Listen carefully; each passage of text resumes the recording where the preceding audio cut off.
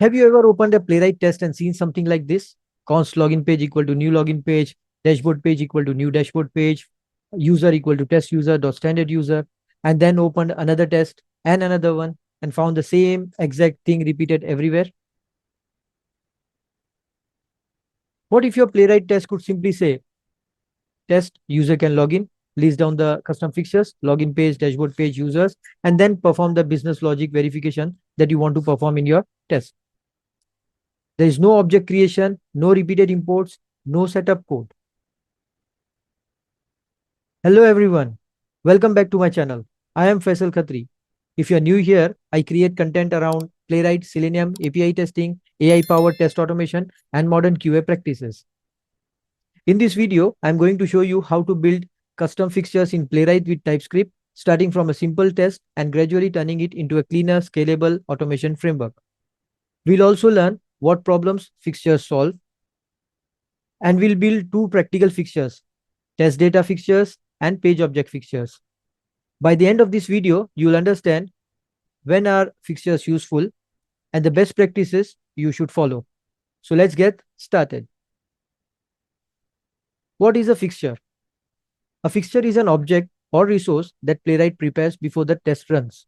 It is essentially a reusable piece of test setup that Playwright can provide automatically to your test. Playwright already gives us built-in fixtures. For example, browser, browser context, page, and request are built-in Playwright fixtures. We don't create it ourselves. Playwright creates it and injects it into our test. Custom fixtures allows us to do exactly the same thing with our own objects. For example, login page and dashboard page are custom fixtures. The custom fixtures can be directly used in the test, and this is where the things get really interesting.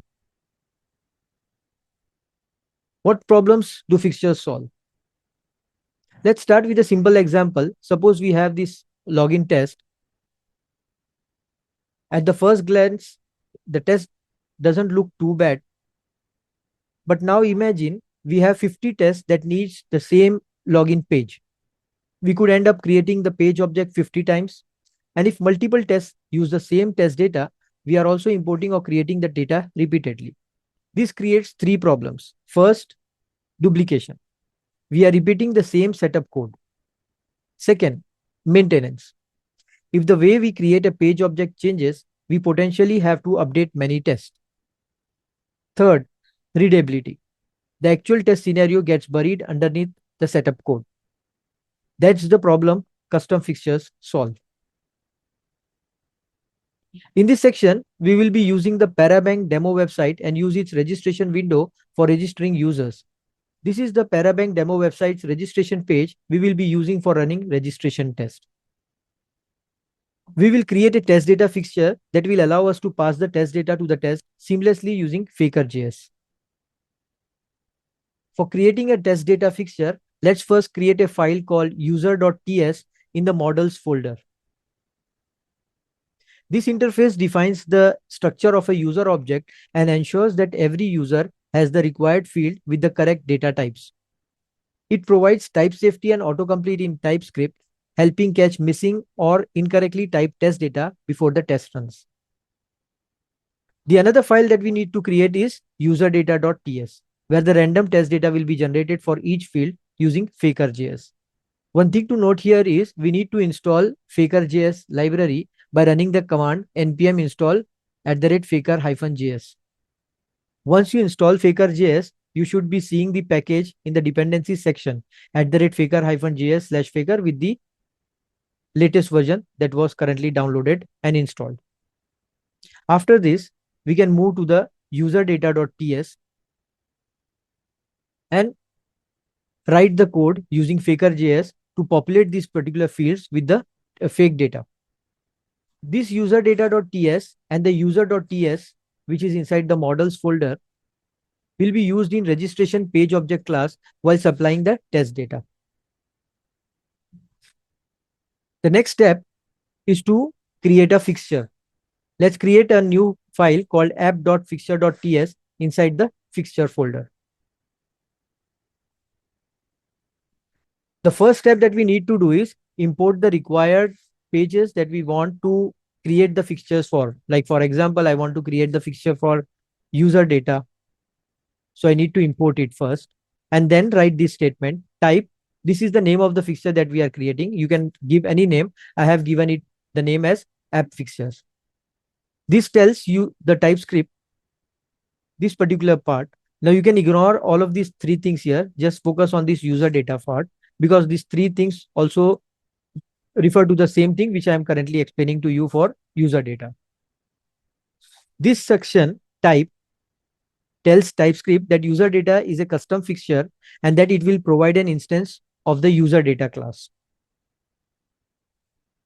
Next, on line number 15, you can see we have an export statement const test equal to base.extend. The base.extend app fixtures creates a custom version of Playwright's test function and adds the fixtures defined in the app fixtures type. So we have already defined this particular type here, and then we are extending it in the base. This allows tests to directly access fixtures such as user data through the test arguments. One thing to note here is we need to import test as base from Playwright@test. So this base is nothing but this particular test which has been aliased as a base, and it has been called from the main Playwright core Playwright library. And it will extend these custom fixtures with the base.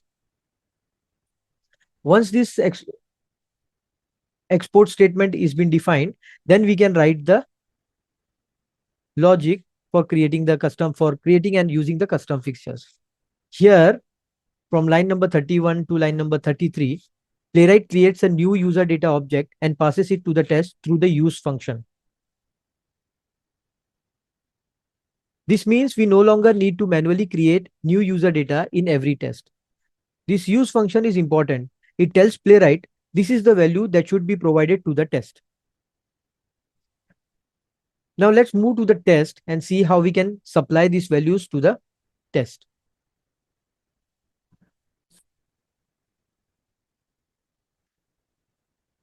In the test, instead of importing the test directly from @playwright/test, we will be importing it and using it through the fixtures that we just created. So you can see import test, expect from fixtures app.fixture. And in the app.fixtures, we have already defined to use test from Playwright core, and we have extended it with the custom fixtures that we have defined. And we have also made it a point to tell Playwright that we should use this user data function as a custom fixture in the test. Now in the test, this import is already coming in from the custom fixture that we have defined. And now in the test statement on line number 19, we can see we have directly called this user data here. There is no statement where we are instantiating user data equal to new user data in the test here. We are directly using the user data. So the username value is coming from user data.username, user data.password. Similarly, we are passing the user data from the directly from the custom fixtures to register the user. So it is important to note here that we did not create any users object. We didn't import the data separately. Playwright injected it for us. That's the real power of fixtures. But we are only halfway here, because if you're using page object model, there's another piece of setup you are probably repeating constantly. And that's new login page, new dashboard page, new product page, and so on. So let's get rid of that next. Creating a page object fixtures. Let's assume we already have a registration page. We had already created a app fixture.ts previously for test data fixtures. Let's use the same and add the custom fixtures for registration page. Now, before I create a custom fixture for the registration page, let me give you a brief overview of the registration page that I have already created, so it becomes easier to come along with the understanding and explanation for the registration page and then directly using it as a custom fixture.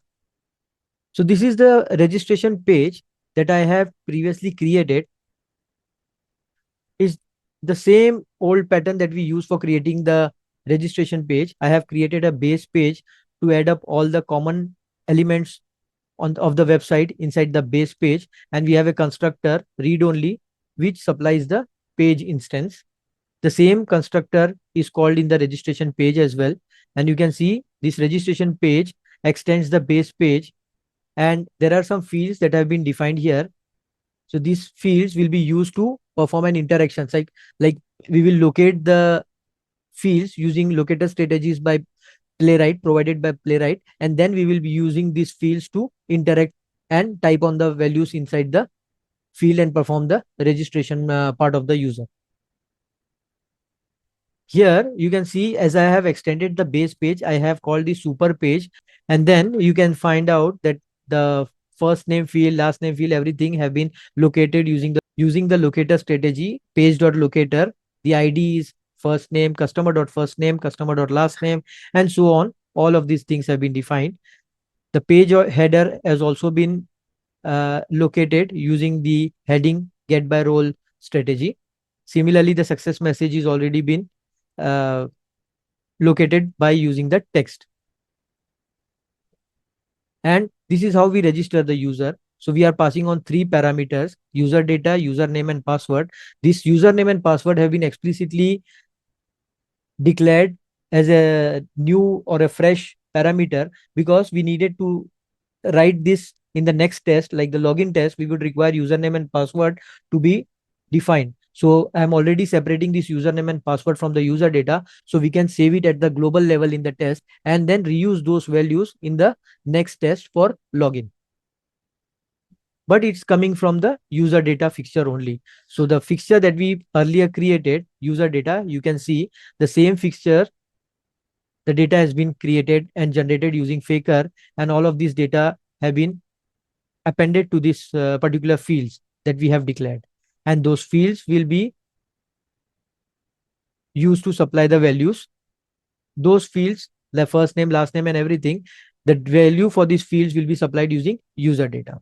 And then finally the register button will be clicked, and this welcome message text is returned here to verify it after the registration is successful. Let's come back to the fixture. You can see we have already declared the custom fixture for user data, and using this use user data, we will be using this user data custom fixture. And I've already declared one more fixture here. In the type app fixtures, I have defined the registration page. This registration page is also imported here. There is, you can see the import statement, import registration page from whatever the page object that I've showed you, that has been imported. The type has been defined here. And then in this base.extend block, I have defined the registration page and declared this, instantiated this registration page, and asked Playwright to use this object. And this can be used as a custom fixture in the test. So now we have the registration page custom fixture also created. So we can directly use it in the test. Like test should register a new user, and we will be using the base page, registration page, and user data as custom fixtures in the test. So we don't have to write the declaration statement for instantiating the page object classes again and again. The test becomes very simple here. Like we define the base page, registration page, and user data, and directly call on the methods like base page.navigate to, then base page.open menu register, and then expect that the header is visible, but the registration page header is visible. So before we perform the registration actions, we just verify that we are on the correct page, and then we fetch the username and the password from the user data, the fixture that we have created earlier. And then finally we perform this user registration page or register user, where we perform enter the user data directly, the object that we created using custom fixture. And after that we verify that the welcome message text has the username and it is visible, and then the success message is also visible. You can note that there is no declaration for registration page equal to new registration page or user data equal to new user data. That has all been cleared off. The test is clean enough to perform the verification only of the required business scenarios, like registering the user, checking the welcome text, success message, and so on.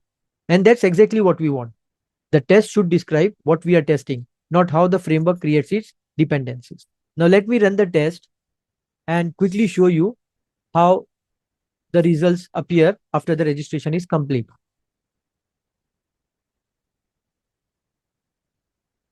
And you can see here, as I had provided some console.log statements in the test for printing the username and the password and the user data object.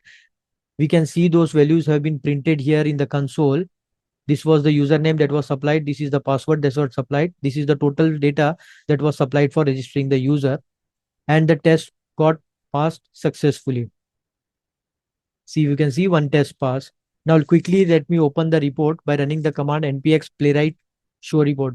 One more thing to note here, I ran this command npx playwright test and then gave the specific test name to run the test, because there are multiple tests that are available in my project and I don't want all of the tests to run at once. That is the reason why I just ran this specific test from the test folder. I wanted to run this parabank.registration.spec.ts, and that is what that particular test was run. And then in my playwright config.ts, there were multiple projects created. I wanted to run this test on a Chrome browser only. And that's what I have defined, hyphen project equal to Chrome. And I wanted to run the test in a headed mode. That is the reason why I have given this command hyphen headed. If I do not give this command, then the test would run in the headless mode. Let me show you quickly the playwright config.js as ts as well. And you can see the Chrome project is defined here. It uses the desktop Chrome browser and the base URL is defined here. This base URL is used in the test to navigate to the respective website. You can see I have just provided the partial value of the page that I want to visit. The rest of the values for the base URL is coming from the project itself. If you want to check out how to maintain multiple environments and handle them in the test execution part, you can check out my earlier video on how to stop hard coding the URLs and use projects or environment files to handle multiple environments in Playwright TypeScript. Let's come back to these results and then verify the report. Once I open the report, you can see all of the actions that this test performed. There is a std out also because I have provided some console.log statements. In the before hooks, the playwright automatically declared and started the fixtures, the browser context page and the base page, registration page and user data. You can also note that we have not given any cleanup statements for cleaning the fixtures. That is particularly handled by Playwright itself. In the after hook, you can see once the test ran successfully, it started closing all of the fixtures that were custom created, like user data, registration data, and page and context. Everything it auto close by itself. So we need not worry about the cleanup process. Playwright handles it gracefully. Now you might be wondering, why don't we use BeforeEach instead of custom fixtures? That's a very good question. You can absolutely use BeforeEach. Like for example, test.beforeEach, and then you declare login page equal to new login page, and whatever pages you want, you can declare it once only. But fixtures have an important advantage. With BeforeEach, you are managing shared variables manually. With fixtures such as login, dashboard, user data, etc., the dependency is explicit in the test signature. It's typed, it's reusable, and the playwright manages the life cycle. So for reusable test dependencies, fixtures are often a better abstraction. When should we use the fixtures? Custom fixtures aren't limited to page objects. They are recommended when you repeatedly create the same page objects across multiple tests. The same test data is imported in many files. Tests require a consistent setup such as authenticated users or shared utilities. Reduce boilerplate code and make tests easier to read. The automation framework is growing and needs better organization. For a very small or one-off test suite, introducing many custom fixtures may add unnecessary complexity. Let's talk about some real-world scenarios where we can use the custom fixtures. We can use it for authenticated users. We can create authenticated page that automatically logs the user in. Then your test starts directly from an authenticated state. API client. We could create API client and use it to create or delete test data through APIs. Database helper. For applications that need database setup, DB custom fixtures can provide reusable database operations. Test data. We can expose users, products, orders, customers through fixtures. Page objects. We can use custom fixtures for creating page objects like we saw in the earlier slides. And utilities. We can also inject date utils, random data, file helper, and other usable utilities. The key idea is simple. If something is a dependency that many tests need, it may be a good candidate for a fixture. Let's talk about the best practices that are recommended for fixtures. Keep fixtures focused. A fixture should have clear responsibility. Don't create one massive fixture that initializes everything. Use descriptive names such as login page, dashboard page, product page, users, test data, user data, customer data, API client, instead of calling it as helper, data, object, obj, and creating some random names. Don't put business logic in fixtures. Fixtures should prepare dependencies. For example, you can use new login page in a custom fixture to declare the instance to instantiate that login page or registration page, whatever page object class that you have. That is good. But using login page.login and login page.buyProduct or login page.add to cart or login page.checkout, something like that is not recommended. Inside a generic fixture, using a business logic is usually a bad idea. Keep business behavior in your test or dedicated workflows. Use TypeScript types. Always type your fixtures. Like we saw in the earlier example where we were creating custom fixtures, we wrote the statement type and then app fixtures. And inside that, we gave the type of that fixtures to that. Like for example, for login page, we give the type as login page. For user data, we give the type as user data. So that is always a recommended approach that we should use. It allows us with autocomplete and compile time checking. Think about fixture scope. Playwright supports test scope and worker scope fixtures. Use test scope fixtures when the resources should be isolated for each test. Use worker scope fixtures for expensive resources that can safely be shared by tests running in the same worker. Don't make everything worker scope just for performance. Isolation is usually more important. So our framework now looks something like this. The test consumes the dependencies. The fixtures manage how those dependencies are created, and Playwright manages the fixture lifecycle. And that's how the things become clear. The test only the business logics that needs to be verified and tested. The setup and everything is handled by the custom fixtures themselves. So we don't have to worry about the fixtures life cycles. Playwright automatically handles them at their end. After introducing custom fixtures, we can simply write tests that are much cleaner and easier to maintain. And most importantly, the test now tells us what the user is doing rather than how the framework is setting everything up. If you're building a Playwright automation framework that is expected to grow beyond a handful of tests, custom fixtures are definitely a feature worth understanding. Here's a challenge for you. Take one of your existing Playwright projects and look for repeated setup code. Find one thing that's created in multiple tests and then turn it into a custom fixture. You will probably be surprised by how much cleaner your tests have become. If you found this tutorial useful, like the video, subscribe to the channel, and let me know your thoughts in comments. Thanks for watching, and I'll see you in the next one.